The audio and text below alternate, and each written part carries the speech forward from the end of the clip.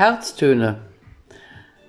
Der Adventskalender der Evangelischen Kirchengemeinde Krai zum Hören. Heinz Erhardt, die Weihnachtsgans. Tiefgefroren in der Truhe liegt die Gans aus Dänemark.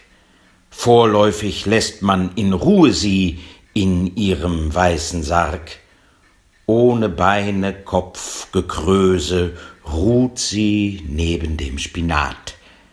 Ob sie wohl ein wenig böse ist, dass man sie schlachten tat? Oder ist es doch zu kalt ihr? Man sieht es an der Gänsehaut. Nun, sie wird bestimmt nicht alt hier. Morgen wird sie aufgetaut. Welch ein Duft zieht aus dem Herde durch die ganze Wohnung dann. Macht, dass gut der Braten werde. Morgen kommt der Weihnachtsmann. Haben Sie ein Licht im Herzen und kommen Sie gut durch den Tag, Ihr Roland Riebeling.